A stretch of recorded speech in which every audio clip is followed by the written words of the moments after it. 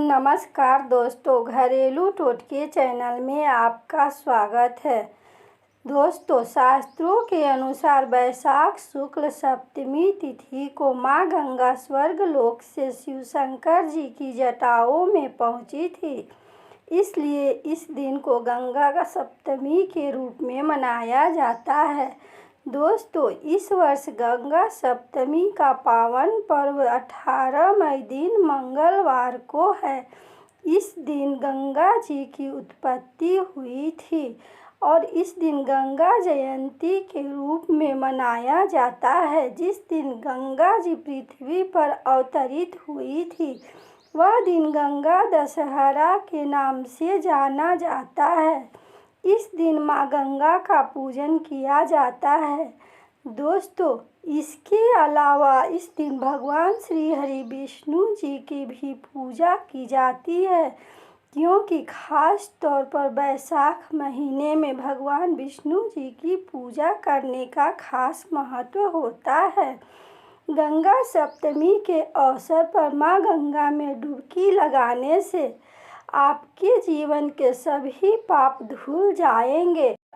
इस दिन गंगा मैया में डुबकी लगाने से सभी पाप धुल जाते हैं और मोक्ष की प्राप्ति होती है। वैसे तो गंगा स्नान का अपना अलग ही महत्व होता है, लेकिन इस दिन गंगा में स्नान करने से मनुष्य के सभी दुखों का अंत हो जाता है।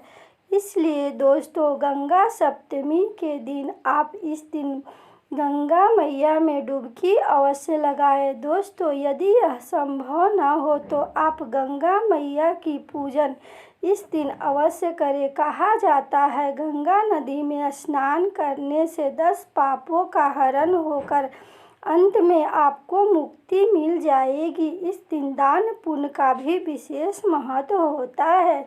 जीवनदायिनी गंगा में स्नान, पुण्य सलिला नर्मदा के दर्शन और मोक्षदायिनी शिप्रा के स्मरण मात्र से ही मोक्ष मिल जाती है। इस दिन गंगा मैया के पुनर्जन्म का दिन है, इसलिए इस दिन गंगा जयंती के रूप में भी मनाई जाती है। कोरोना वायरस के चलते और लॉकडाउन इस समय चल रहा है, इसलिए आप ऐसे समय पर घर में ही रहकर आप स्नान करने वाले पानी में गंगा मैया की 2 बूंद पानी मिलाकर आप इस दिन अवश्य स्नान करें। और दोस्तों, फिर उसके बाद गंगा मैया की प्रतिमा स्थापित करके उनके सामने एक घी का दीपक अवश्य प्रज्वलित करें। गंगा मैया के सामने आप अपनी भक्ति और आस्था से उनका ध्यान करते हुए उनका इस दिन आप महामंत्र का अवश्य जाप करें। और दोस्तों, इस दिन जप करने के बाद आप भगवान शिव जी को 1 लोटे जल में गंगा जल मिलाकर आप उसमें बेल पत्र डालकर भगवान शंकर जी की अवश्य पूजा करें। और पूजन करने के बाद आप माता गंगा की यह पावन कथा इस दिन अवश्य सुनें। दोस्तों, यह कथा सुनने से आपके जीवन के सभी पाप धुल जाएंगे और आपको मोक्ष की प्राप्ति होगी। जय गंगा मैया। भागीरथ एक प्रतापी राजा थे। उन्होंने अपने पूर्वजों के जीवन मरण के दोष से मुक्त करने के लिए गंगा को पृथ्वी पर लाने की बात ठानी थी। उन्होंने इसके लिए कठोर तपस्या आरंभ की। गंगा उनकी तपस्या से प्रसन्न हुई तथा स्वर्ग से पृथ्वी पर आने के लिए तैयार हो गईं। पर उन्होंने भागीरथ से कहा कि यदि वे सीधे स्वर्ग लोक से पृथ्वी पर गिरेंगी तो पृथ्वी उनका वेग सहन नहीं कर पाएंगी और रसातल में चली जाएंगी। यह सुनकर भागीरथी सोच में पड़ गए। माँ गंगा को यह अभिमान था कि कोई उनका वेग सहन नहीं कर सकता है। तब उन्होंने भगवान भोलेनाथ की तपस्या शुरू कर दी। संसार के दुखों को हरण करने वाले शिव शंभु बहुत प्रसन्न हुए और भागीरथ से वर मांगने के लिए कहा। भागीरथ ने अपना सब मनोरथ उनसे कह दिया।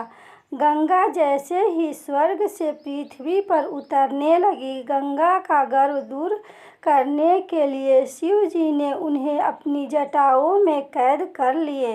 वह छटपटाने लगी और शिव जी से माफ़ी मांगी। तब शिव ने उसे जटा से एक छोटे से पोखर में छोड़ दिया, जहाँ से गंगा 7 धारा में प्रवाहित हुई। इस प्रकार भागीरथी पृथ्वी पर गंगा का वरण करके भाग्यशाली हुए। उन्होंने जनमानस को अपने पुण्य से उपकृत कर दिया। युगों युगों तक बहने वाली गंगा की धारा महाराज भागीरथी की कष्टमयी साधना की गाथा कहती है। गंगा प्राणी मात्र को जीवन दान ही नहीं देती, बल्कि सभी को मुक्ति भी देती है। दोस्तों, आशा ही नहीं पूर्ण विश्वास है कि यह वीडियो आपको बहुत पसंद आई होगी। दोस्तों, इस वीडियो को लाइक करें, शेयर करें और इस चैनल को सब्सक्राइब करें। धन्यवाद।